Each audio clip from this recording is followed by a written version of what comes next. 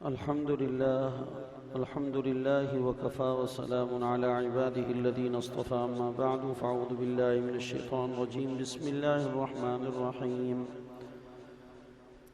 إن الذين هم من خشية ربهم مشفقون والذين هم بآيات ربهم يؤمنون والذين هم بربهم لا يشركون والذين يؤتون ما آتوا وقلوبهم وجلة أنهم إلى ربهم راجعون أولئك يسارعون في الخيرات وهم لها سابقون ولا نكلف نفسا إلا وسعها ولدينا كتاب ينطق بالحق وهم لا يظلمون بل قلوبهم في غمرة من هذا ولهم أعمال من دون ذلك هم لها عاملون حتى إذا أخذنا مترفيهم بالعذاب إذا هم يجأرون لا تجأروا اليوم إنكم منا لا تنصرون قد كانت آياتي تتلى عليكم فكنتم على أعقابكم تنكصون مستكبرين به سامرا تهجرون أفلم يدبروا القول أم جاءهم ما لم يأت آباءهم الأولين. اللهم صل وسلم وبارك على سيدنا مولانا محمد.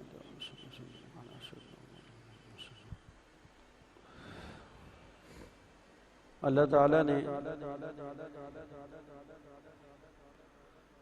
اہل ایمان کی چند خصوصیات اور صفات ان آیات پاک میں ذکر کی ہیں جو میں نے سورۃ المؤمنون کی تلاوت کی ہے، اور اس کے مقابلے میں چند آیات وہ ہیں جس میں اللہ تعالیٰ نے مشرکین اور کافروں کی کچھ خصال بد اور ان کی بری عادات اس کو ذکر فرمایا ہے، اور وہ بری عادات ایسی ہیں کہ اگر آدمی اس میں پختہ ہو جائے تو اس کی وجہ سے آدمی حق کو ماننے سے بھی رہ جاتا ہے اور حق کے بہت سارے کام ایسے ہیں جن سے آدمی محروم ہو جاتا ہے۔ ہمارے ہاں بدقسمتی سے اس کا اثر نظر آ رہا ہے، تو لہذا اس کے اوپر لوگوں کو متنبہ کرنا ضروری ہے۔ شاید کوئی آدمی اللہ تعالیٰ کے اس قرآن کی اس پیغام کو سمجھ سکے اور اہل کفر کی جو نشانیاں ہیں اور ان کی جو عادات ہیں اس سے اجتناب کر اپنے دین کو، اپنے ایمان کو، اپنے اعمالوں کو، اپنے مذہب کو محفوظ کر لے۔ کہ اللہ تعالیٰ نے اہل ایمان کے لیے سب سے پہلی بات جو ذکر فرمائی ہے ان آیات میں کہ ایمان والا جو ہے وہ اپنے پروردگار سے ڈرتا بہت ہے، اور ڈرنے کا تعلق اہل ایمان کا جو ہے وہ صرف اللہ کی ذات کے ساتھ ہوتا ہے۔ ان الذین هم من خشیۃ ربهم مشفقون، وہ اپنے رب سے ہمیشہ اندیشہ کرتے ہیں۔ لیکن ایک ڈرنا اس درجے کا ڈرنا ہے کہ جس سے آدمی اللہ کی رحمت سے نا امید ہو جائے، یہ ناپسندیدہ ہے اور یہ ناجائز ہے، اور نا امیدی اسلام کے اندر کفر ہے۔ اور ایک یہ کہ آدمی اتنا بے باک ہو جائے اور نڈر ہو جائے کہ اس کی وجہ سے وہ جرت کرنے لگے اور اللہ پاک کے احکامات کو آزادانہ طریقے سے بہادر بن کر بے خوف و خطر ہو کر توڑنے لگے، یہ بھی پسندیدہ نہیں۔ ان دونوں کے درمیان کے اندر ایک ایسا راستہ ہے کہ آدمی اللہ سے ڈر رہا ہو اور ڈرنا اتنا نہ ہو جاوے کہ اس کی وجہ سے نا امیدی کی کیفیت پیدا ہو جائے، اور نڈر اور بے خوف اتنا نہ ہو جاوے کہ اس کی وجہ سے آدمی جری اور جرت مند ہو جائے گناہوں کے اوپر، بلکہ اس کے درمیان کے اندر ایک بین اس کے درمیان کے اندر ایک راستہ ہے کہ جس میں مسلمان حالت اعتدال میں رہتا ہے۔ تو ان الذین هم من خشیت ربهم مشفقون کہ بے شک اللہ کے وہ بندے جو اہل ایمان ہیں وہ اللہ پاک سے، اللہ پاک کی ہیبت سے ڈرتے ہیں اور کانپتے ہیں، اور اس خشیت کی وجہ سے ان کو کوئی آدمی معصیت اور گناہ کے مقام پر دیکھتا نہیں۔ معصیت کے مقامات ہیں، معصیت کی جگہیں ہیں جہاں پر لوگ اجتماعی طور پر جمع ہو کر معصیت کا اور نافرمانی کا ارتکاب کرتے ہیں۔ بعض معصیتیں وہ ہیں جو آدمی تنہائیوں میں کرتا ہے، انفرادی طور پہ چھپ کے کرتا ہے، معصیت کی جگہوں پہ نہیں جاتا، معصیت کے مقامات پر حاضری نہیں دیتا۔ تو اگرچہ معصیت دونوں صورتوں میں ہی معصیت ہے، چاہے وہ چھپ کر تنہائی میں کی جاوے یا اس کو مجموع میں شامل ہو کر معصیت کا ارتکاب کرنے والے لوگوں کے ساتھ مل کر معصیت کی جائے، دونوں ہی معصیت ہیں۔ لیکن جو معصیت بڑے درجے کی ہے اور جس معصیت سے توبہ کی امید کم ہو جاتی ہے اور جس معصیت کے اوپر اللہ پاک کی طرف سے آنے والے عذابات کا آنا جلدی واقع ہو جاتا ہے، وہ معصیت کی اجتماعی شکلیں ہیں، کیونکہ اس میں جرت زیادہ ہے۔ اور جو تنہائی میں چھپ کر معصیت کی جاتی ہے اس میں کم از کم انسان معصیت کو معصیت سمجھ رہا ہوتا ہے، لیکن اپنے نفس کے ورغلا دینے سے، شیطان کے بہکا دینے سے آدمی مغلوب ہو کر وہ گناہ کر لیتا ہے، تو اس میں توبہ کی جلدی امید ہوتی ہے، آدمی جلدی توبہ کر لیتا ہے۔ لیکن جب آدمی مجموع کے اندر گناہ کا عادی ہو جائے اور آدمی علل اعلان گناہ کرنے لگے اور گناہ پر اس کی جرت بڑھ جائے تو پھر آدمی توبہ نہیں کرتا۔ تو اللہ تعالیٰ فرماتے ہیں کہ ان الذین هم من خشیت ربهم مشفقون، کہ البتہ تحقیق جو لوگ اپنے رب کے خوف سے اندیشہ رکھتے ہیں، ان کو اپنے رب کی ہیبت سے ڈر لگتا ہے کہ اللہ تعالیٰ کا عذاب، تو وہ ایک علامت تو ان میں یہ نظر آئے گی کہ وہ معصیت کے مقامات پر جہاں اجتماعی طور پر معصیت کی محفلیں منعقد کی جاتی ہے اور جہاں اجتماعی طور پر معصیت کا ماحول بنایا جاتا ہے، یہ اللہ کے نیک بندے، ایمان والے بندے جو ہیں جن کے دل میں خوف خدا ہے، یہ معصیت کی اجتماعی جگہوں کے اوپر حاضر نہیں ہوں گے، وہاں نظر نہیں آئیں گے۔ اور یہی بات تقریباً دوسری جگہ پر اللہ تعالیٰ نے سورۃ الفرقان کے اندر جہاں پر عباد الرحمن کی 19 صفات ذکر کی گئی ہیں، وہاں پر بھی اللہ تعالیٰ نے یہ بات ذکر فرمائی ہے کہ رحمان کے بندے جو ہیں ان کی کچھ علامات ہیں، ان کی کچھ علامات ہیں۔ ایک علامت یہ ہے کہ وَإِذَا مَرُّوا بِاللَّغْوِ مَرُّوا كِرَامًا، وَإِذَا مَرُّوا بِاللَّغْوِ مَرُّوا كِرَامًا، جب وہ گناہ اور معصیت اور لغو اور بیکار مجلسوں کے اوپر سے گزرتے ہیں تو اپنے دامن کو چپکے سے بچا کر نکل جاتے ہیں، اس مجلس کا حصہ نہیں بنتے۔ وَإِذَا مَرُّوا بِاللَّغْوِ مَرُّوا كِرَامًا، کہ جب ان کا کبھی اتفاق ایسا ہو جاتا ہے کہ وہ مجلس معصیت کی، لغو کی، بیہودہ بیکار مجلس لگی ہوئی ہے اور اجتماعی طور پر اس مجلس میں لوگ مشغول ہیں، تو یہ اس مجلس کا حصہ بننے کے بجائے دامن بچا کر چپکے سے وہاں سے بچ کر نکل جاتے ہیں۔ وَإِذَا مَرُّوا بِاللَّغْوِ مَرُّوا كِرَامًا۔ عبداللہ ابن مسعود رضی اللہ عنہ کو ایک مرتبہ اسی طرح کسی مجلس میں جانے کا اتفاق ہوا اور حضرت کو یہ نہ پتا تھا کہ یہاں پر لوگ لغو اور بیہودہ مجلس کو منعقد کیے بیٹھے ہیں۔ عبداللہ ابن مسعود رضی اللہ عنہ کو وہاں جانے کا اتفاق ہوا، جب وہاں پہنچے تو مجلس کو دیکھ کر اندازہ ہوا کہ یہ تو لہو لعب کی اور معصیت کی مجلس ہے اور بیکار مجلس ہے، تو حضرت عبداللہ ابن مسعود اپنے دامن کو بچا کر ایسی خاموشی سے وہاں سے نکل گئے کہ اس مجلس کے شرکاء کو پتہ بھی نہ چلا کہ کوئی آ کر ہمارے اندر سے واپس چلا گیا ہے۔ یہ بات جناب رسول اللہ صلی اللہ علیہ وسلم کو بتائی گئی کہ عبداللہ بن مسعود کا ایسی مجلس میں گزر ہوا کہ جہاں لوگ لایانی کی مجلس لگا کر بےہودہ مجلس لگا کر اس میں مشغول تھے، عبداللہ بن مسعود کا اتفاقاً وہاں سے گزر ہوا تو یہ دامن بچا کر چپکے سے نکل گئے۔ تو اللہ کے پیارے نبی صلی اللہ علیہ وسلم نے عبداللہ بن مسعود کی تعریف فرمائی اور فرمایا بھائی عبداللہ تو کریم ہو گئے، عبداللہ تو کریم ہو گئے، عبداللہ تو کریم ہو گئے۔ اور پھر یہ آیت پاک تلاوت فرمائی وَإِذَا مَرُّوا بِاللَّغْوِ مَرُّوا كِرَامًا، کرامہ سے کریم ہے، اور جب ان کا کسی لغو اور بیکار مجلس کے اوپر سے گزر ہوتا ہے تو یہ اپنے دامن کو بچا کر چپکے سے نکل جاتے ہیں۔ تو اللہ تعالیٰ نے کہا اِنَّ الَّذِينَ هُم مِّن خَشْيَةِ رَبِّهِم مُشْفِقُونَ، بے شک جو میرے بندے ہیں جن کے دلوں میں میرا خوف موجود ہے، اللہ کا ڈر موجود ہے، یہ اللہ کا ڈر ان کو معصیت کی مجلسوں میں شرکت سے روکے گا۔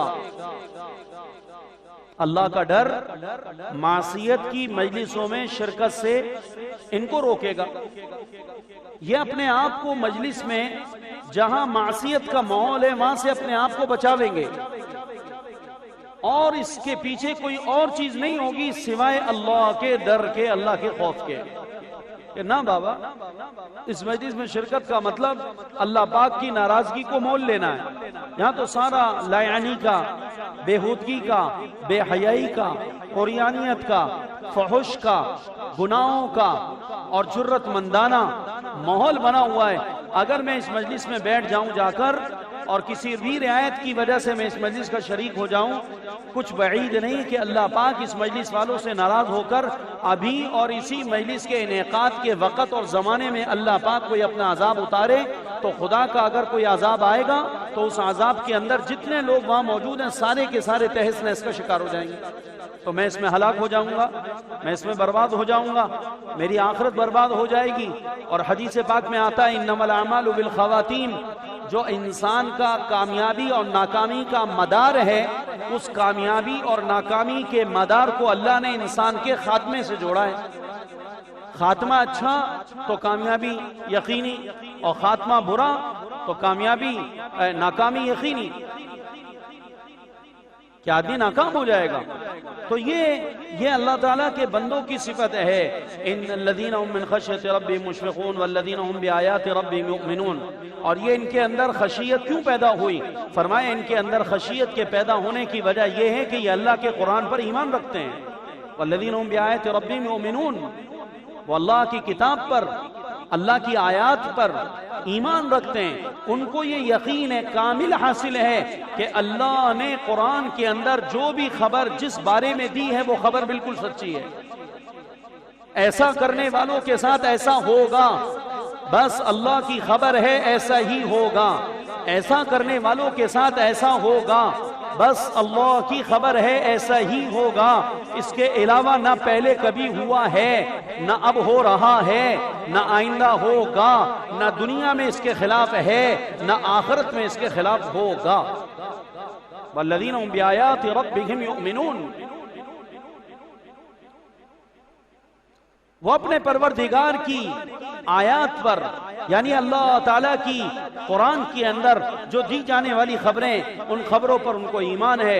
والذین هم بآیات ربهم یؤمنون، اور جو لوگ اپنے رب کی باتوں پر یقین رکھتے ہیں، جو لوگ اپنے رب کی باتوں پر، اپنے رب کی باتیں، تو اللہ تعالیٰ کی باتیں کون سی ہیں؟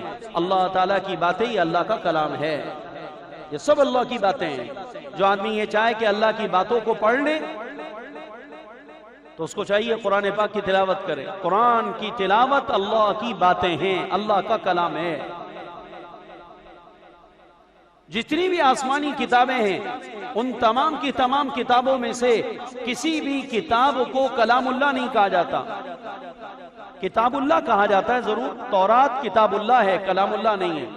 انجیل کتاب اللہ ہے، کلام اللہ نہیں ہے۔ زبور کتاب اللہ ہے، کلام اللہ نہیں ہے۔ صحف ابراہیم، صحف شیس، صحف آدم، یہ سب یہ صحف یہ کتابیں ہیں، لیکن یہ اللہ کا کلام نہیں ہے، اللہ کا کلام نہیں ہے۔ ایک واحد کتاب جس کو کتاب بھی کہا جاتا ہے، جس کو کلام بھی کہا جاتا ہے، تو یہ چیز صرف قرآن پاک کو حاصل ہے کہ قرآن پاک کو اللہ تعالیٰ نے اپنی کتاب بھی کہا ہے اور قرآن کو اللہ نے اپنا کلام بھی کہا۔ یعنی اس کی براہ راست اللہ نے تلاوت کی ہے. تورات کی تلاوت اللہ نے نہیں کی ہے، زبور انجیل کی تلاوت اللہ نے نہیں کی ہے، بس نوشتہ لکھا ہوا ایک کتاب کی شکل کے اندر جبرائیل علیہ السلام کو دیا گیا ہے، اور جبرائیل علیہ السلام کو کہا گیا کہ یہ جا کر میرے موسیٰ کے حوالے کر دو، یہ جا کر میرے پیغمبر داؤد کے حوالے کر دو، یہ جا کر میرے پیغمبر میرے بندے عیسیٰ کے حوالے کر دو. اور یہ عیسیٰ علیہ السلام کے اوپر یہ کتاب نازل ہو جاتی ہے. لیکن انجیل کی تلاوت، بائبل کی تلاوت اللہ نے نہیں کی. لیکن قرآن پاک کی تلاوت اللہ نے کی ہے. اس لیے ہم قرآن کو مفسرین جو آیات کا ترجمہ کرتے ہیں وہ اللہ کی باتیں کرتے ہیں. والذین هم بآیات ربهم یؤمنون، اور وہ لوگ وہ ہیں جو اپنے رب کی باتوں پر یقین رکھتے ہیں. ایمان بمانے یقین کے، ایمان نام ہی یقین کا ہے. تو اپنے رب کی باتوں پر وہ یقین رکھتے ہیں کہ اللہ تعالیٰ کی جو باتیں ہیں وہ اللہ کی باتیں بالکل سچ ہیں. اللہ کی باتوں میں کہیں پر کوئی جھوٹ کا شائبہ، غلطی کا شائبہ اور امکان تک نہیں ہے. تو والذین هم بآیات ربهم یؤمنون، وہ لوگ اپنے رب کی باتوں پر یقین رکھتے ہیں. جب اللہ کی باتوں پر یعنی اللہ کے کلام پر یقین رکھتے ہیں تو اس کی وجہ سے ان کے اندر خشیت نظر آتی ہے، ان کے اندر خشیت کا اثر نظر آتا ہے، ان کے اندر خوف کا اثر نظر آتا ہے. والذین هم بآیات ربهم یؤمنون والذین هم بربهم لا یشرکون. اور تیسری صفت فرمایا وہ اپنے پروردگار کے ساتھ کسی قسم کا شرک نہیں کرتے. چوتھی صفت والذین یؤتون ما آتوا وقلوبهم وجلة انهم الی ربهم راجعون،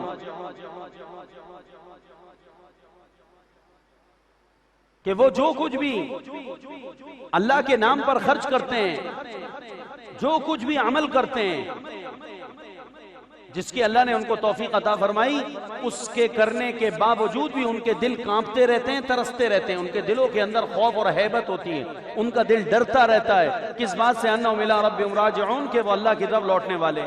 اس پر میں نے حضرت عائشہ کی وہ حدیث آپ کو سنائی تھی کہ حضرت عائشہ صدیقہ رضی اللہ عنہ نے حضور صلی اللہ علیہ وسلم سے سوال کیا کہ یا رسول اللہ، یہ جو اللہ تعالیٰ نے قرآن پاک کے اندر کہا ہے والذین یؤتون ما آتوا وقلوبهم وجلة انہم الی ربہم راجعون، یہ تو حضرت عائشہ کہتی ہیں سألت رسول اللہ صلی اللہ علیہ وسلم عن هذه الآیہ والذین یؤتون ما آتوا وقلوبهم وجلة انہم الی ربہم راجعون اهم الذین یسرقون ویشربون الخمر.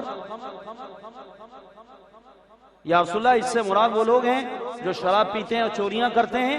تو آپ علیہ السلام نے فرمایا لا یا ابنۃ الصدیق، اے صدیق کی بیٹی، اس سے مراد چوری کرنے والے اور شراب پینے والے نہیں ہیں. اس سے مراد کون ہے؟ وَلَكِنَّهُمُ الَّذِينَ يَصُومُونَ وَيُصَلُّونَ وَيَتَصَدَّقُونَ وَهُمْ يَخَافُونَ أَلَّا يُقْبَلَ مِنْهُمْ أُولَٰئِكَ يُسَارِعُونَ فِي الْخَيْرَاتِ وَهُمْ لَا سَابِقُونَ. اے صدیق کی بیٹی، اس سے مراد چور نہیں ہیں، اس سے مراد شرابی نہیں ہیں، بلکہ اس سے مراد وہ لوگ ہیں جو روزے رکھتے ہیں اور نمازیں پڑھتے ہیں اور اللہ تعالیٰ کے نام پر اپنا مال خرچ کرتے ہیں.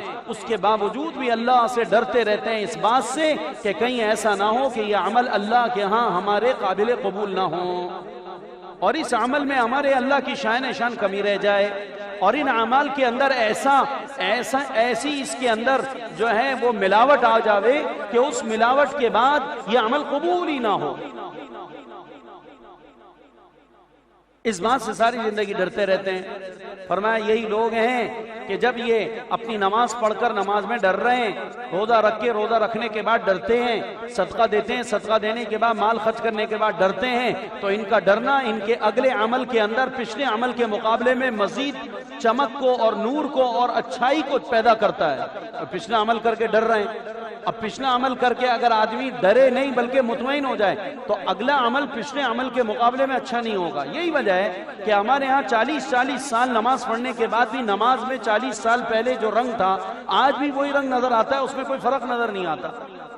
خشوع کے اعتبار سے، خضوع کے اعتبار سے، اور تلاوت کے اعتبار سے، اور ٹھہراؤ کے اعتبار سے، اور اس کے ارکان کی ادائیگی کے اعتبار سے وہی حال ہمارا رہتا ہے. اس کی وجہ یہ ہے کہ ہم عمل کرنے کے بعد ڈر نہیں رہے ہیں. عمل کرنے کے بعد ہمارے اندر ڈر اور خوف نہیں ہے کہ اللہ کے ہاں یہ عمل مردود ہو رہا ہے، اس کا ڈر نہیں ہے ہمارے اندر. اور جس آدمی میں ڈر آ جاتا ہے بھائیو تو وہ اپنے عمل کو پھر اچھے سے اچھا کرنے کی محنت میں لگا رہتا ہے۔ تو یہاں تک تو اللہ تعالیٰ نے اہل ایمان کی یہ 4 صفات ذکر کر کے کہا اولئک یسارعون فی الخیرات وہم لا سابقون، اولئک یسارعون فی الخیرات، یہی لوگ ہیں جو آپ کو نیکی کے کاموں میں دوڑتے ہوئے نظر آئیں گے، جن کے اندر یہ 4 باتیں موجود ہوں، اللہ سے ڈرتے ہوں، اللہ کی آیات پر ایمان رکھتے ہوں، شرک نہ کرتے ہوں، اور جو عمل بھی کریں اس عمل کے کرنے کے بعد گھمنڈ نہ آوے، بلکہ عمل کرنے کے بعد اور زیادہ تواضع اور انکساری اور عاجزی پیدا ہو، اور زیادہ اللہ سے ڈر رہے ہوں، اور یہ ڈرنا ان کو ساری زندگی اس عمل کی قبولیت کے لیے دعا کے مانگنے میں مشغول رکھے۔ یا اللہ یہ عمل قبول کر لے، یا اللہ یہ عمل قبول کر لے، یا اللہ یہ عمل قبول کر لے، بار بار اپنی زندگی کے نیکیوں کو اللہ کے ہاں قبولیت کے لیے اللہ کے ہاں پیش کرتے رہتے ہیں اور مانگتے رہتے ہیں۔ جی تو اولئک یسارعون فی الخیرات وہم لہا سابقون، اللہ تعالیٰ فرماتے ہیں کہ یہ وہ لوگ ہیں جو نیکیوں میں دوڑتے ہیں اور نیکیوں میں سبقت لے جاتے ہیں۔ جیسے عام لوگوں کو آپ نے دیکھا ہوگا کہ وہ دنیا کے کاموں کے اندر دوڑتے ہیں، خوب دوڑتے ہیں، خوب آگے بڑھتے ہیں اور دنیا کے منافع کے پیچھے دوڑ رہے ہیں۔ تو جب آدمی دنیا دار بنتا ہے تو دنیا کے منافع کے پیچھے دوڑتا ہے، اور جب آدمی آخرت والی سوچ کا بنتا ہے تو آخرت کے کاموں میں، آخرت کے منافع میں دوڑ لگاتا ہے۔ دنیا کے منافعوں میں آپ نے دوڑ لگاتے ہوئے دیکھا ہوگا کہ آدمی کو ایک وقت کے اندر 2 الگ الگ جگہ کام مل جائے تو آدمی کو 2 جگہ نفع نظر آ رہا ہوتا ہے، تو آدمی یہ دیکھتا بھی ہے کہ یہ دونوں کام بیک وقت میں نہیں کر سکتا، لیکن اس کے باوجود بھی آدمی کے دل کے اندر جب دنیا کے منافع کا لالچ آ جاوے تو آدمی دوسرے کام کو دوسرے بھائی کو دینے کے بجائے وہ کام بھی خود ہی کرنے کے لیے پکڑ لیتا ہے، اور پھر ایک ٹانگ ادھر پھنساتا ہے، ایک ٹانگ ادھر پھنساتا ہے، ایک جانور اس کا ذبح کرے گا، ایک اس کا ذبح کرے گا۔ آپ نے دیکھا قصائیوں کو؟ بقرعید میں دیکھا ہے بھائی ہم نے 8 بجے ذبح کرانی، ہاں صاحب حاضر ہے۔ دوسرا بھائی ہم نے 8 بجے ذبح کرانی ہے، فوراً نماز پڑھ کے آتے ہی ذبح ہوئے، بالکل حاضر۔ کس نے کہا بھائی نماز پڑھتے فوراً ہمارے، بالکل آپ کے پاس آئیں گے انشاءاللہ۔ اب کیا ہوتا ہے کہ اس کو پتا ہے کہ یار اگر ایک کا کام میں کرتا ہوں تو دوسرے کا کام ہاتھ سے جاتا ہے، تو اس کا کام بھی پکڑو، اس کا بھی پکڑو، اس میں دھوکہ الگ آئے گا، فراڈ الگ آئے گا، اور دوسری بات یہ ہے کہ پھر اس کی وہ چال بناتا ہے، اور بڑے پیار سے اور بڑا عجیب انداز ہوتا ہے ان کا چال بنانے کا۔ اب جناب اپنی ٹیم لے کر آئیں گے، مین جو اس کا کھلاڑی ہوگا نا وہ تو گرائے گا، اور مین کھلاڑی گرانے کے بعد باقی سارے اس کا ساتھ دیں گے، اس کے سارے کیپٹن کے ساتھ اس کے سارے جو کارکن ہیں وہ سب اس کے ساتھ لگ جائیں، اس کے بعد ذبح کرے گا۔ ذبح کرنے کے بعد وہ صاحب سے کہے گا یہ چھوٹے کو میں چھوڑ کے جا رہا ہوں، یا ابھی اس کو جانا ہے، اس کے کھال شال اتار دو، میں ابھی آتا ہوں۔ اس کے بعد بقیہ اپنی ٹیم کو لے کے دوسری جگہ چلا جائے، اور وہاں جانے کے بعد وہ ایک اپنے کھلاڑی کو ادھر چھوڑ گیا، اور چھوڑنے کے بعد اب وہ چھوٹا لگا ہوا ہے ادھر، وہ چھوٹا تو پھر چھوٹا ہی ہے۔ اب اس کے بعد انہوں نے سمجھا کہ ہاں جانور گر گیا ہے، قربانی ہو گئی ہے، اللہ کا شکر ہے ہمارا جانور سب سے پہلے گر گیا۔ اس کے بعد ان کو پتہ نہیں کہ اس کو بنانے میں شام کرنی ہے اس نے۔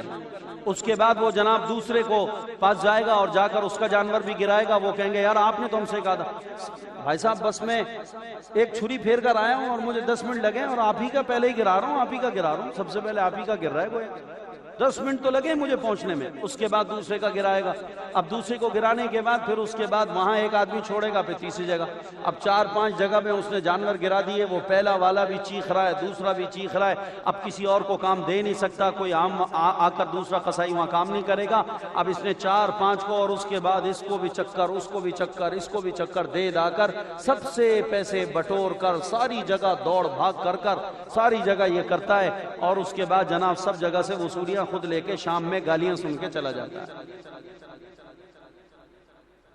یہ آپ کو ہر فیلڈ میں نظر آئے گا۔ کارپینٹر کو آپ دیکھ لیجئے، اس کے پاس کام دینے کا وقت نہیں، لیکن جو وقت آپ بولیں گے اس میں وہ ہاں کرے گا۔ لوہار کو آپ دیکھ لیں ہاں کرے گا، درزی کو آپ دیکھ لیں ہاں کرے گا۔ آپ کسی بھی کام والے کو دیکھیں، اس لیے کہ جب آدمی کو دنیا کا منافع نظر آ رہا ہوتا ہے تو اس منافع کے اندر آدمی 10 جگہ ہاتھ پیر پھنسائے گا، بھاگے گا، دوڑے گا، دوڑ دھوپ کرے گا، لیکن کام کو دنیا کے وہ اس لیے نہیں چھوڑے گا کہ اس کو نفع جاتا ہوا نظر آ رہا ہے، اس کو نفع جاتا ہوا نظر آ رہا ہے۔ لیکن دین کے کام کے اندر کیا ایسی سوچ ہے ہماری؟ دین کے کام کے اندر ہماری ایسی سوچ ہے نہیں، دین کے کام کے اندر بابا اللہ کا شکر ہے بھائی یہ کر رہے ہیں نا مولوی صاحب، اب دعا کرو اللہ اسی پہ استقامت دے دے۔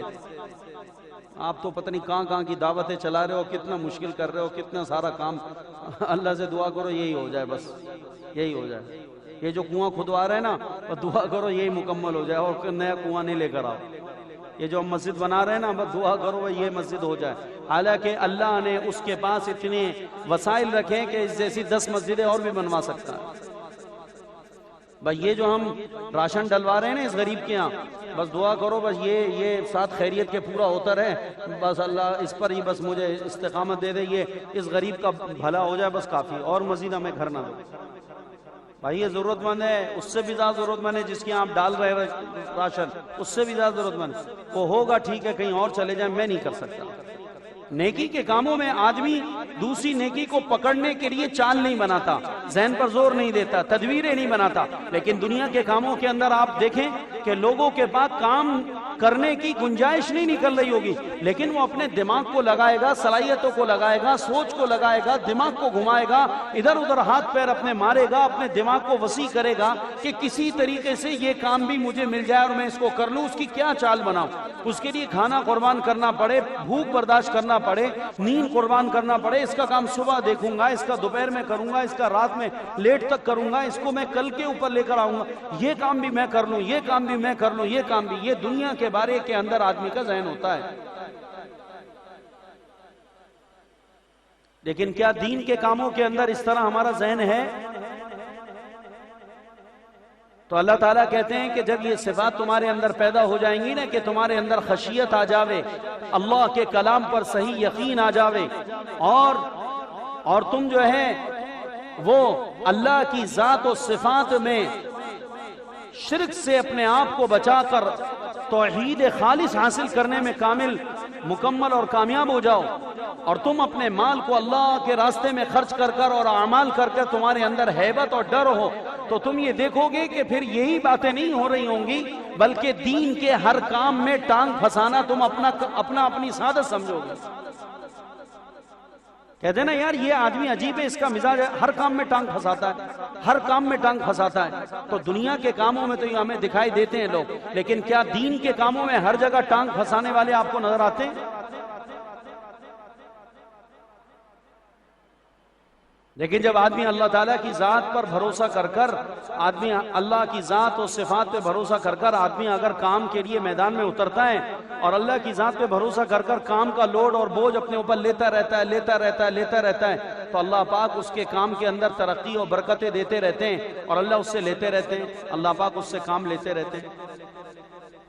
ہمارے بعد اکابرین ہیں، ان کو ہم نے دیکھا اتنی جگہ دین کے کاموں میں ٹانگیں پھنسائی ہوئی، اتنی جگہ کہ ہم سوچتے ہیں کہ یار یہ بندہ ہے، یہ انسان ہے، جن ہے، یہ کیا ہے یہ؟ لیکن اللہ پاک کام لے رہے ہوتے ہیں۔ دین کے کاموں میں قناعت مزاجی یہ اچھی صفت نہیں ہے، یہ اچھی صفت ہے، قناعت اچھی صفت ہے، لیکن یہ دنیا کے بارے کے اندر، دنیا کے بارے میں آدمی قناعت مزاجی کا عادی ہو، لیکن دین کے بارے کے اندر قناعت مزاجی کا عادی نہ ہو، بلکہ دین کے اندر آگے سے آگے نکلنے کا جذبہ اور ذوق ہو۔ تو اللہ تعالیٰ کہتے ہیں اولئک یسارعون فی الخیرات وہم لہا سابقون۔ یہ مسارعات فی الخیرات، جیسے عام لوگ دنیا کے اندر منافع کے پیچھے دوڑتے ہیں اور دوسروں سے آگے بڑھنے کی فکر میں رہتے ہیں، تو یہ حضرات دین کے فوائد میں ایسے ہی عمل کرتے ہیں، اس لیے وہ دین کے کاموں میں دوسرے سے آگے رہتے ہیں۔ ایک 10 جگہ ٹانگ پھنسانا، اور ایک یہ کہ اس سے آگے بڑھنا ہے، اس سے آگے بڑھنا ہے، اس سے آگے بڑھنا ہے۔ تو دنیا کے کاموں میں آگے بڑھنے کی دوڑ آپ کو نظر آئے گی۔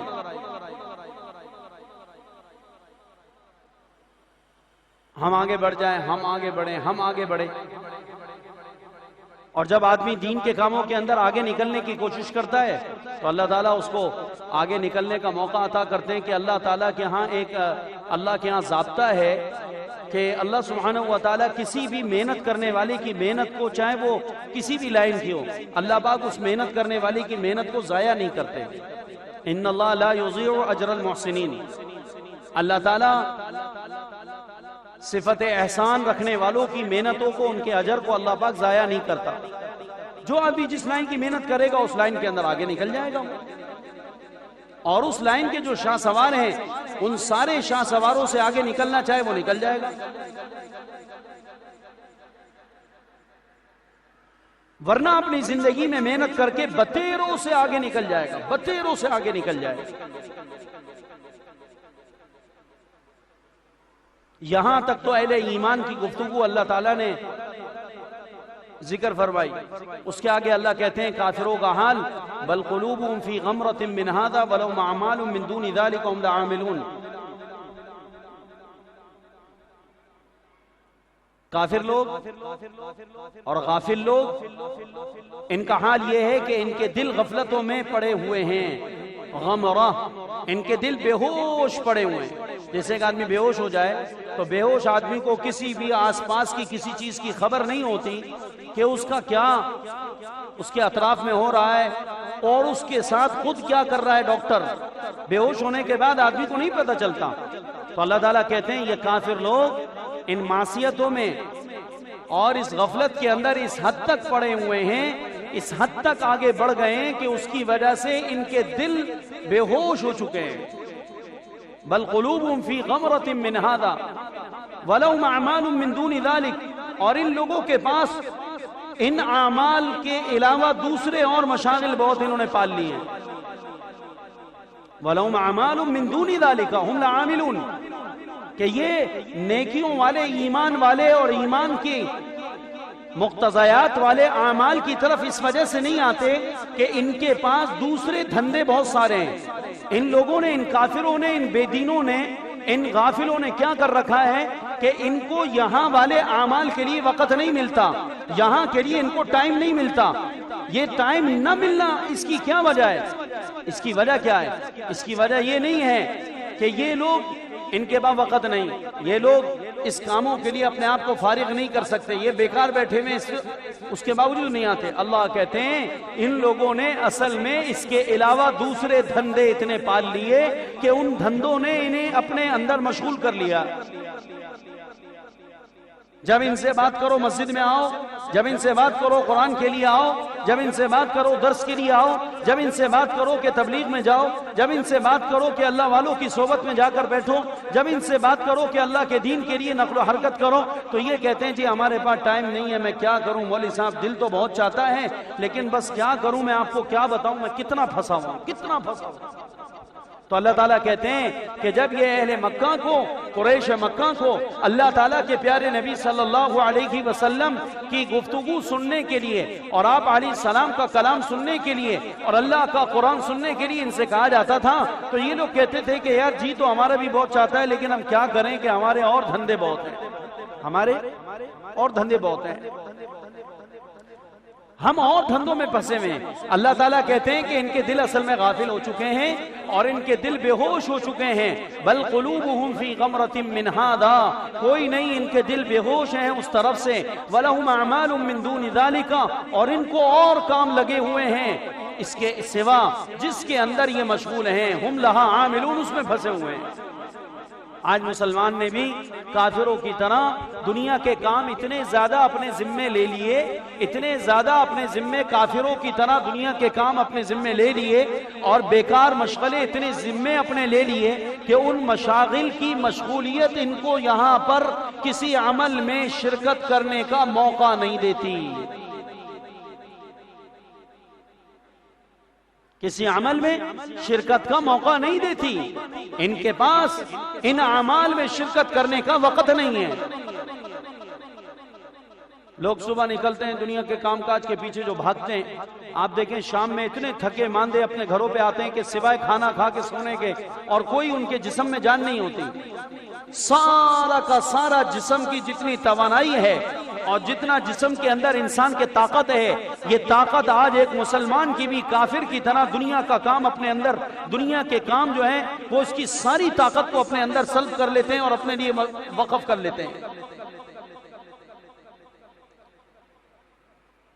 جب 8 گھنٹے 10 گھنٹے 12 گھنٹے آدمی اور زیادہ کوئی جو ہے نا کام کاج کی طرف جانے والا ہے وہ 16 گھنٹے محنت کر رہے ہیں، 16 گھنٹے دنیا کی محنت کرتا ہے آدمی۔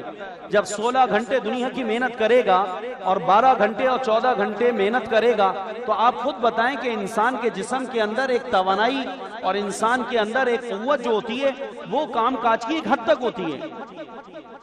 اس کے بعد اس کے ذمے کوئی بھی کام لگایا جائے اور کتنے نفع والا کام ہو، بولا بابا میرے سے بات نہیں کرو یار، میں نہیں کر سکتا۔ بھائی اوور ٹائم دیں گے تجھے، اوور ٹائم دیں گے تجھے۔ بولا بابا اپنا اوور ٹائم اپنے پاس رکھ، مجھ سے نہیں ہوتا، میں انسان ہوں، کیا تجھے جانور نظر آ رہا ہوں؟ کیا نظر آ رہا ہوں؟ میری حالت بری ہو گئی ہے، مجھ سے کام کرتے کرتے میں تھک گیا ہوں، میں انسان ہوں یار، کوئی گدھا نہیں ہوں، کوئی جانور نہیں ہوں کہ آپ دوبارہ مجھے پیسے کا لالچ دے کر آپ مجھے دوبارہ۔ تو آدمی کے اندر جسم میں کام کرنے کی توانائی ایک حد تک ہوتی ہے۔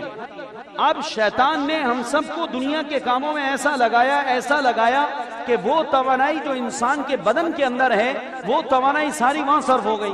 اب جب وہاں صرف ہونے کے بعد آدمی زیرو ہو گیا، اس کے بعد اب وہ مولوی صاحب کا کہنا مانے گا کہ درس میں بیٹھ جاؤ، کہ درس حدیث سے بیٹھ جاؤ۔ تبلیغ والے کھڑے ہو کے اعلان کرتے ہیں، حضرات ایک ضروری اعلان سنیے، اللہ نے ہماری اور آپ کی دنیا آخرت کی پوری کامیابی اپنے دین پر چلنے میں رکھی ہے، اور یہ دین ہمیں دنیا اور آخرت کے اندر کامیاب کرنے کا ضامن ہے۔ اللہ تعالیٰ نے ہماری اس میں کامیابی رکھی ہے، اور ہمارا ایک ساتھی انشاءاللہ نماز کے بعد بات کرے گا، آپ سارے بھائی جم کر تشریف رکھیں۔ تو بتاؤ بھائی کتنے بیٹھ جاتے ہیں اس میں؟ وہ کہتے ہیں یار اللہ ان لوگوں کو ہدایت دے، صبح سے کام پر نکلے ہوئے تھے، تھکے ماندے ابھی آئے، غلطی ہو گئی کہ سیدھا مسجد آ گیا، غلطی ہو گئی مجھ سے، سیدھا مسجد آ گیا۔ میں نے سوچا نماز پڑھ کے گھر چلا جاؤں گا، یہ تبلیغ والے، یہ پہرے دار کھڑے ہوئے، یہ جماعت والے آئے ہوئے، انہوں نے کچھ اپنے جو ہے وہ مجمع جوڑ کے لیے استقبال پہ کھڑے کر بھی ہوتے ہیں، جو آیا ہوا اس کو سلام کر کے بھائی جان آپ سے درخواست ہے کہ مجمع میں بیٹھ جاؤ، ہمارا ایک بھائی بات کر رہا ہے۔ اگر خدا تم لوگوں کو ہدایت دے، تم لوگ ویلے پاگل لوگ ہو اور بالکل جو ہے نکمے، تمہارے پاس کوئی کام ہے نہیں، تم لوگ فارغ لوگ ہو، اور جناب ہم آئے ابھی صبح سے آئے، شام کو تھکا ہوا پہنچاؤں یار، گھر جا کے کم از کم بیوی کو شکل تو دکھانے دو۔ اور پتہ نہیں کیسی وفادار بیوی رکھی ہے کہ صبح اس کو دیکھ کے یہ بیوی کو اپنی شکل دکھا کے گیا تھا، لیکن شام میں چند گھنٹوں کے بعد اس کو ڈر لگ رہا ہے کہ اگر میں جا کر شکل نہیں دکھاؤں گا تو بیوی میری شکل بھول جائے گی۔ کیسی وفادار بیوی ہے، سبحان اللہ۔ اب شکل تو دکھانے دو یار بیوی کو، ابھی صبح دکھا کر گیا ہے، لیکن اس کے دل میں یہ ڈر آ گیا ہے کہ اگر شام میں نے اپنی عورت کو جا کر شکل نہ دکھائی تو یقیناً میری بیوی کسی اور کو اپنا خاوند کہنے لگے گی، ڈر لگ رہا ہے اس کو۔ بھائی شکل تو دکھانے دو، گھر والوں کو شکل تو دکھا کے آؤ۔ اب وہ جو شکل دکھانے کے لیے گیا تو اس کے بعد کیا ہوا، گھر والوں کو جب شکل دکھائی تو گھر والوں نے کہا تیری شکل کو کوئی چاٹنا ہے، ادھر بیٹھ، 4 کام ہے۔ اب بولا میں شکل دکھانے آیا تھا، تبلیغ والوں سے کہا تیری شکل کو چاٹنا ہے، تیری شکل کو ہم نے چاٹنا ہے، شکل دکھانے کے لیے ادھر بیٹھ۔ یہ بچوں کی دوا کون لے کر آئے گا، روٹی کون لے کر آئے گا، کپڑے استری کرنے کون دے کر آئے گا، اور جناب یہ فیس بھرنے کا کام کس کا ہے، بچوں کو ٹیوشن چھوڑنا کس کا کام ہے، اور جناب یہ اماں کی تیری اماں کھانس رہی ہے، اس کو ڈاکٹر کے پاس کون لے کے جائے گا، ڈاکٹر سے ٹائم کون لے کے آئے گا۔ کہا شکل دکھانے کے لیے آیا تھا، تیری شکل کوئی حسین پری کی شکل ہے، تیری کوئی شہزادے کی شکل ہے کہ شکل دکھانے کے لیے، بیٹھ ادھر یہ سارے کام کر۔ اس کو اچھا جی، وہ بیچارہ پھر وہ دبک کے بیٹھ جاتا ہے۔ اس کے بعد جب وہ اگلے دن تبلیغ والوں کو نظر آتا ہے کہ بھائی صاحب آپ تو یہ کہہ رہے تھے کہ میں وہ شکل دکھا کے آ رہا ہوں، تمہیں کیا بتاؤں کہ گھر میں میرا کیا حال ہے، تمہیں کیا بتاؤں کہ میرے ذمہ کیا کیا کام ہے۔ تو اللہ تعالیٰ اس آیت پاک کے اندر کافروں کے لیے یہ بات کہہ رہے ہیں، بل قلوبهم فی غمرۃ من ھذا ولہم اعمال من دون ذلک ھم لا عاملون، ان کے دل بے ہوش پڑے ہیں، یہ بے ہوشی کے اندر اور غفلت میں ان کے دل پڑے ہوئے ہیں، اور بات یہ ہے کہ ان کی بے ہوشی کی وجہ یہ ہے کہ انہوں نے ان اعمال اور ان کاموں کے علاوہ اور دھندے اور کام اتنے زیادہ اپنے ذمے لے لیے ہیں، اور کاموں کا اتنا اپنے اوپر لوڈ اور بوجھ لے لیا ہے کہ ان کو ان خالص کاموں کے لیے، آخرت والے کاموں کے لیے وقت ہی نہیں ملتا کہ یہ اللہ کے نبی کا کلام سن سکے۔ بھائی اثر تو جب ہوئے گا نا کہ جب نبی کا کلام سنیں۔ ابو بکر کے دل میں جو ایمان اترا تو سننے کی برکت تھی نا، حضرت عمر رضی اللہ عنہ تو قتل کے ارادے سے چلے تھے، حضرت عمر تو حضور کو العیاذ باللہ قتل کے ارادے سے چلے تھے، تو عمر کے دل کے اندر ایمان لانا اور اللہ کی محبت اور نبی کی محبت آئی کہاں سے؟ کہ جب کیا ہوا، اپنی بہن اور بہنوئی سے کیا سنی؟ سورت طٰہٰ سنی۔ حضرت عمر کے دل کے اندر جو انقلاب آیا، سننے کی برکت ہی تو تھی۔ حضرت عثمان جو متاثر ہوئے، سننے کی برکت ہی تو تھی۔ حضرت عبداللہ ابن سلام جو یہودیوں کے بڑے عالم تھے، مدینہ منورہ میں آئے اور آ کر جناب رسول اللہ صلی اللہ علیہ وسلم سے ملاقات کے لیے کہ سنا ہے کہ مدینہ میں کوئی محمد نامی آدمی ہے، اس نے اپنے آپ کو رسول کا نبوت کا دعویٰ کیا ہے، تو چلو جا کر میں دیکھوں تو صحیح کہ کون آدمی ہے جس نے نبوت کا دعویٰ کیا ہے۔ تو آئے ہیں اور حضور کی مجلس لگی ہوئی ہے، لوگوں سے پوچھتے ہوئے آئے کہ یہاں پر محمد بن عبداللہ کون ہے جو اپنے آپ کو اللہ کا رسول کہتے ہیں؟ حضور کی مجلس مدینہ پاک میں لگی ہوئی تھی، تو عبداللہ ابن سلام جو یہودیوں کے عالم تھے وہ پوچھتے پوچھاتے آئے، تو کسی صحابی سے پوچھا، کسی مسلمان سے پوچھا محمد بن عبداللہ کون ہے جو اپنے آپ کو اللہ کا رسول کہتے ہیں؟ انہوں نے کہا وہ جو بیان کر رہے ہیں وہ جو بات کر رہے ہیں نا، یہی ہے۔ عبداللہ ابن سلام کہتے ہیں میں قریب آ گیا، اور قریب آنے کے بعد حضور بات فرما رہے تھے، اللہ کے نبی کی سب سے پہلی بات جو میرے کان میں پڑی، سب سے پہلی بات جو مدینہ میں آ کر حضور کی زبان مبارک سے نکلنے والے کلام نے میرا دل چھنی کر دیا، میرے دل کے اندر حضور کی محبت کو ڈال دیا، وہ یہ تھا کہ میں نے سنا کہ اللہ کے نبی کہہ رہے ہیں، لوگوں سے یہ کہہ رہے ہیں، اے لوگوں سلام کا رواج ڈالو، اے لوگوں سلام کو پھیلاؤ، اے لوگوں سے نرمی سے بات کرو، اے لوگوں کو کھانا کھلاؤ، اے لوگوں رات میں اٹھ کر ایسے وقت میں نماز پڑھو جب لوگ خواب خرگوش میں مزے کی نیند میں لگے ہوئے ہوں، یاد رکھو افشوا السلام واطعموا الطعام ولینوا الکلام وصلوا باللیل والناس نیام تدخلوا الجنة بسلام۔ اے لوگوں سے نرمی سے بات کرو، اے لوگوں سلام کا رواج ڈالو، اے لوگوں غریبوں کو کھانا کھلاؤ، اے لوگوں رات میں اٹھ کر ایسے وقت میں نماز پڑھا کرو جب لوگ سو رہے ہیں۔ خدا کی قسم میں خدا کا پیغمبر کہہ رہا ہوں، تم اللہ کی جنت میں سلامتی سے داخل ہو جاؤ گے، اللہ کی جنت میں سلامتی سے داخل ہو جاؤ گے۔ حضرت عبداللہ ابن سلام کہتے ہیں سب سے پہلا کلام، سب سے پہلی بات جو میرے کانوں میں محمد الرسول اللہ کی زبان مبارک سے پڑی ہے وہ یہ حدیث اور یہ 4 باتیں تھیں، تو میں نے سن کر ہی سمجھ لیا اور میرے دل نے یقین کر لیا کہ یہ کسی جھوٹے شخص کا چہرہ نہیں ہے اور یہ کسی جھوٹے آدمی کی گفتگو نہیں ہے، واقعتاً یہ اللہ کا پیغمبر ہے۔ اسی وقت میں اسلام لے کر آیا اور میں نے اللہ کے پیارے نبی صلی اللہ علیہ وسلم کے قریب جا کر کہا اشہد ان لا الہ الا اللہ واشہد انک رسول اللہ، میں گواہی دیتا ہوں کہ اللہ کے سوا کوئی الہ نہیں، اور میں گواہی دیتا ہوں کہ بے شک آپ اللہ کے رسول ہیں۔ اور یہ کہہ کر حضرت عبداللہ ابن سلام رضی اللہ عنہ جو یہودیوں کے بڑے عالم تھے اسی وقت مجلس کے اندر اسلام میں داخل ہو گئے۔ تو بھائیو، میرے بھائیو، دلوں کا متاثر ہونا کلام کے سننے سے ہے، دلوں کا متاثر ہونا کلام کے سننے سے ہے۔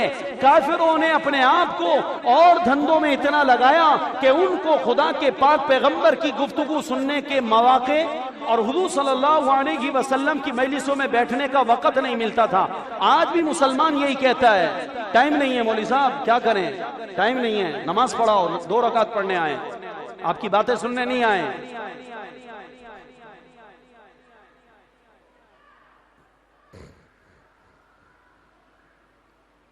جو بھی بدلا ہے، جو بھی متاثر ہوا ہے، جس کی زندگی کے اندر بھی تبدیل آئی ہے، اس تبدیلی کا سب سے پہلا سبب علماء کی مجلسوں میں سننا ہے، بزرگوں کی مجلسوں میں جا کر سننا ہے۔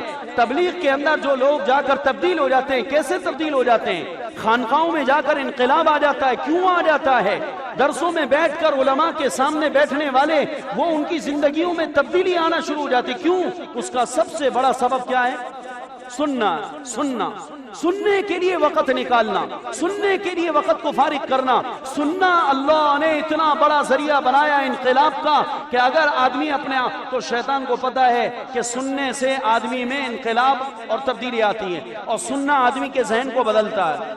یہ جو برین تبدیل ہوتا ہے آدمی کا، کہ آدمی کا ذہن تبدیل ہوتا ہے، یہ سننے سے تو ہوتا ہے۔ اس نے کہا ان کو اتنے مشاغل دے دو، اتنے کام اور اتنے دھندوں میں پھنسا دو کہ ان بیچاروں کے اندر اگر سننے کی طلب اور شوق ہو اور جذبہ بھی ہو، تب بھی ان کو اتنے دھندوں میں لگاؤ کہ اس دھندوں کی وجہ سے طلب کے باوجود ان کو سننے کا وقت نہ ملے۔ اللہ نے قرآن میں یہی کہا، بل قلوبهم فی غمرۃ من هذا ولہم اعمال من دون ذلک ولہم اعمال من دون ذلک، ان کاموں کے سوا اور کام ہے، ان کاموں کے سوا ان کے ذمے اور کام لگے ہوئے، اور کاموں میں پھنسے ہوئے۔ ہم لا عاملون، وہ ان کو کر رہے ہیں، وہ ان کو کر رہے ہیں۔ حتی اذا اخذنا مترفیہم بالعذاب اذا هم یجارون، یہاں تک کہ جب پکڑیں گے ہم ان کے آسودہ لوگوں کو اپنی آفت اور اپنے عذاب کے ذریعے سے، تو پھر چلانے لگیں گے۔ تو کہا جائے گا قیامت کے دن لا تجروا اليوم انکم منا لا تنصرون، اب چلانے کی، چیخنے کی، شور مچانے کی، وائویلا کرنے کی، افسوس کرنے کی ضرورت نہیں ہے، وقت چلا گیا ہے جب تمہیں کہا جاتا تھا کہ تم اللہ کے کلام کو سنو، اللہ کے نبی کی باتوں کو سنو، کہ سننے سے تمہارا ذہن بنے گا کچھ کرنے کا، سننے سے ذہن بنے گا کچھ کرنے کا۔ بھائی کسی بھی آدمی سے کچھ کرانا پڑتا ہے تو کچھ کرانے کے لیے پہلے اس کی ذہن سازی ہے کہ نہیں؟ آپ بتاؤ، آپ بتاؤ۔ یہ جو ایک دہشت گردی کی پاکستان میں لہر چلی ہوئی ہے اور بیچ میں بہت زیادہ تھا کہ اس کے اندر نوجوان بچے بم بلاسٹ کرتے تھے، پھٹ جاتے تھے، جا کر پوری جا کر انہوں نے جیکٹ پہنی اور جا کر بم بلاسٹ کر کے اور پھٹ گئے وہ۔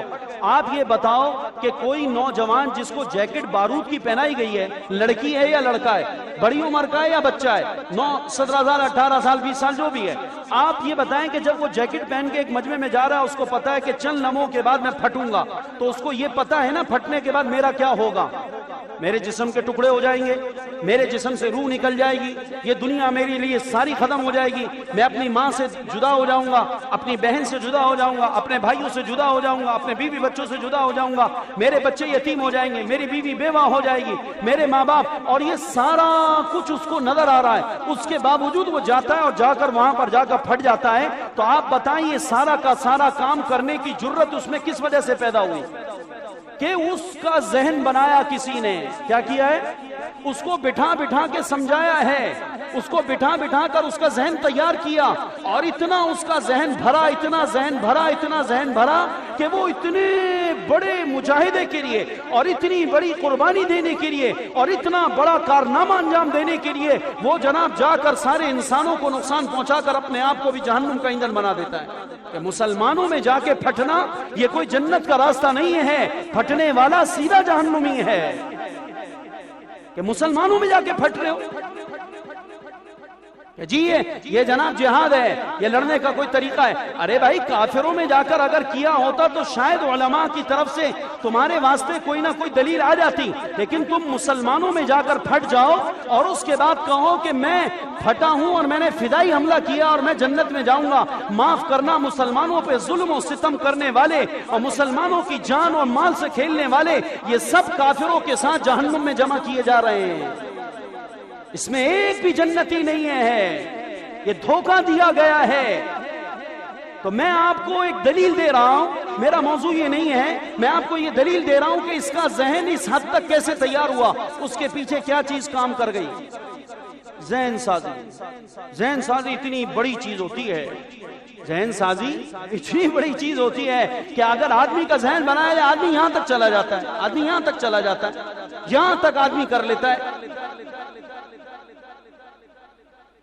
تو بھائی جب ایک آدمی اپنی جان دینے پر تیار ہو جاتا ہے سن سن کر ذہن بنانے سے، تو اگر اس کو مجلسوں میں لا کر نماز کے لیے ذہن بنایا جائے تو نمازی بن جائے گا نہیں بن جائے گا؟ اس کو قرآن پڑھنے کے لیے ذہن بنایا جائے قرآن والا بن جائے گا نہیں بن جائے گا؟ اس کو روزہ رکھنے کے لیے ذہن بنایا جائے روزہ رکھنے شروع کر دے گا نہیں کر دے گا؟ اس کو حج کے لیے ذہن بنایا جائے حج پہ چلا جائے گا نہیں چلا جائے گا؟ اس کو داڑھی رکھنے کے لیے ذہن بنایا جائے داڑھی آ جائے گی نہیں آ جائے گی؟ ایک عورت بے پردہ اس کا ذہن بنایا جائے وہ باپردہ ہو جائے گی نہیں؟ اللہ نے کلام میں اور گفتگو میں اور ذہن سازی میں اتنی بڑی طاقت رکھی ہے۔ تو جو لوگ بھی اسلام میں داخل ہوئے ابتداءً اور جو بھی جب داخل ہوئے اسلام میں، اس سب کے پیچھے سب سے بڑی طاقت جو کام کر رہی تھی اللہ کے فضل کے ساتھ، وہ صرف نبی کی باتوں کا نبی کی باتوں کا سننا تھا، نبی کی مجلسوں میں بیٹھنا تھا، نبی کے کلام کو سننا تھا. اور یہ سب سننا اسی وقت ممکن ہے جب آدمی دوسرے دھندے کم کرے. جب دوسرے مشاغل زیادہ کر لیے، دوسرے کام زیادہ کر لیے، تو اب ان کاموں سے وقت نہیں نکل رہا. تو جب وقت نہیں نکل رہا، سننے کا وقت نہیں ملتا. جب سننے کا نہیں ملتا تو ذہن تیار نہیں ہوتا. ذہن تو تیار سننے سے ہوا کرتا ہے. تو اللہ تعالیٰ نے کافروں کا حال ذکر کیا، اور کافروں کے حال کے ذکر کرنے میں ان کی یہ خصال بد کو اور ان کی یہ گندے طریقے کو اور گندی عادت کو ذکر کیا کہ ان کے پاس اور دھندے بہت ہیں، اس دھندوں کے اندر مستقل لگے رہتے ہیں. افسانہ گوئی، فضول بکواس، شعر و شاعری، قصہ گوئی، اور جناب جو ہے ایران توران اور سیاست اور یہ الا اور یہ بلا. اب مسلمان کو بھی تقریباً اسی چیزوں نے اپنے اندر مشغول کر لیا. ہاں بھائی سنا ہے ٹارگٹ آپریشن ہو رہا ہے، پتہ چلا ہے تمہیں؟ نہیں یار مجھے نہیں پتا چلا. بیٹھ میں تجھے بتاتا ہوں، زبردست آپریشن ہو رہا ہے. انگوٹھا بھی ایسے کرے گا. زبردست آپریشن ہو رہا ہے. اچھا زبردست، بتا بھائی کیا زبردست آپریشن ہو رہا ہے؟ کہا فلانی پارٹی کے خلاف آپریشن چل رہا ہے، ٹارگٹ آپریشن چل رہا ہے. اور تمہیں پتہ ہے کیا آصف بھائی نے کیا کر دیا؟ کیا کر دیا آصف بھائی نے؟ نواز بھائی نے کیا کر دیا؟ نواز بھائی نے یہ کر دیا. اب پارٹیوں کو لے کے بیٹھ گئے. اب یہ یہاں بیٹھنے کے لیے 10 منٹ کے لیے وقت نہیں. اب سیاست کے اوپر یہ گھنٹوں بڈھے بیٹھیں گے اور بیٹھنے کے بعد چوکوں کے اوپر باتیں شروع کر دیں گے. اور میڈیا اتنا فاسٹ جا رہا ہے، وہ ان بڈھوں سے کہتا ہے کہ آج تمہیں نیا موضوع دیا ہے، کل آ کر بیٹھو گے نا ہمارے پاس آدھا گھنٹہ، انشاءاللہ سارا دن کا کام اور نیا دیں گے تمہیں. تم گھبراؤ مت، ہمارے پاس اتنا ہے، اتنا ہم نے ساری دنیا سے جمع کر لیا ہے، تم گھبراؤ مت، تمہارے کو ہر روز نیا کام دیں گے تاکہ کام میں اٹریکشن رہے. چونکہ پرانے کام میں آدمی کی طبیعت کچھ وقت کے بعد بیزار ہو جاتی ہے، تو اگلے دن آدھا گھنٹہ ٹی وی کو دیتے ہیں، اس کے بعد وہ نیا مواد پھینکتا ہے. اب اس کے بعد ایک بڈھا آئے گا بیٹھے گا، دوسرا آئے گا بیٹھے گا، تیسرا آئے گا بیٹھے گا. ہاں سنا ہے کیا ہوا؟ ہاں یہ اچھا، ارے بھائی میں نے بھی، ہاں تم نے وہ دیکھا تھا وہ چینل اس میں یہ تھا. اب آپس میں شیئر کر رہے ہیں. اب آپس میں کیا کر رہے ہیں؟ اب ملے گا ان کو وقت بیٹھنے کا مسجد میں؟ یہ تسبیح لے کر یہ بیٹھ سکتے ہیں مسجد کے اندر؟ ان کو بٹھا سکتی ہے کوئی طاقت مسجد میں کہ قرآن لے کے بیٹھ جاؤ؟ مت جاؤ، تمہارا وہاں نقصان ہے. مسجد میں تمہارا کام زیادہ ہے، تمہارا آخری وقت ہے. تم 60 سال کی عمر سے اوپر جا چکے ہو، تم 50 سے اوپر چل رہے ہو، تم بونس پر جی رہے ہو، تمہارا وقت بہت مختصر رہ گیا ہے. اس دنیا سے اپنی آخرت کے واسطے جتنا سمیٹ سکتے ہو، اللہ نے یہ قیمتی لمحات عطا کیے ہیں کہ اللہ نے اپنے پیارے نبی کو آخری عمر کے اندر زیادہ کام دیا کرنے کا، زیادہ کام میں لگایا. اب ہمارے ہاں کیا ہے؟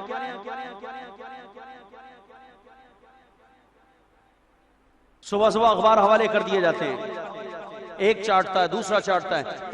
پہلے سے موٹی موٹی خبروں کے لیے ہوتا تھا، ایک آدھ اخبار آفسوں میں لگا ہوا ہوتا تھا. اب جتنے بھی آفس ہیں نا، سب صحابوں کی ٹیبل پر جتنے اخبار ہیں سارے پہنچائے جائیں گے. حالانکہ سب کی خبریں میلی جوڑے، بھائی ایک پڑھ لیا کافی ہے بابا. آپ قرآن لے، اپنی دراز سے ٹیبل سے قرآن نکالیا، اپنے شیلف میں سے قرآن اٹھا، بس دیکھ لیا میں نے امت تقریباً جنگ اسی کے قریب کہہ رہا ہوگا، ایکسپریس بھی اسی کے قریب کہہ رہا ہوگا، فلانا بھی نوائے وقت بھی اسی کے قریب کہہ رہا ہوگا. ملی جلی خبریں ہوں گی اور کیا ہوگا. نہیں وہ کہے گا نوائے، پھر کہے گا امت، پھر کہے گا جنگ، پھر کہے گا امن، پھر کہے گا فلاں، پھر اس کے بعد نیچے آ جائے گا، تھوڑا سا نیچے جائے گا. اب وہ سارے تو گھنٹوں لگتے نہیں لگتے اس کے اندر، تو وقت تو چلا گیا. تو اللہ تعالیٰ کہتے ہیں یہ لوگ ان اعمال کے اندر اس لیے نہیں آگے آ رہے، اور ان اعمال میں ان کی شرکت اس وجہ سے آپ کو غیر حاضری نظر آ رہی ہے کہ ان کے پاس اور دھندے بہت ہیں، انہوں نے اور دھندے پال لیے ہیں. ایک کام سے نکلتا ہے آدمی، دوسرا کام، دوسرے سے نکلتا ہے تیسرے کام. اس طرح بھائیو دن ہوتی ہے، صبح ہوتی ہے، شام ہوتی ہے، زندگی ہوئی تمام ہوتی ہے. اس سے بھائیو دوستو بزرگو، ہمارے کو اپنے آپ کو خود سے فارغ کرنے کے لیے نظام الاوقات خود بنانا ہو. میں آپ کے نظام الاوقات نہیں بنا سکتا، آپ میرے نہیں بنا سکتے.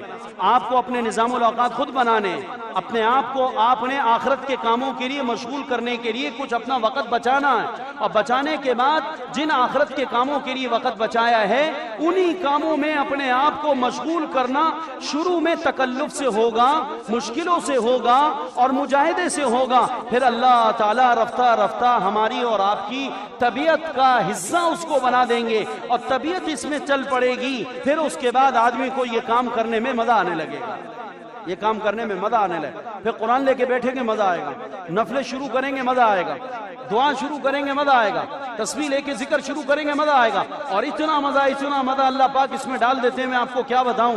لوگ کہیں گے یہ پاگل ہے، مجنون ہے، گھنٹوں مسجدوں میں بیٹھا رہتا ہے، گھنٹوں قرآن پڑھتا رہتا ہے، تو اس بیچارے کو کیا پتا کہ اس کو اللہ نے ان چیزوں میں کتنا مزہ دے دیا ہے، کتنا مزہ دے دیا ہے۔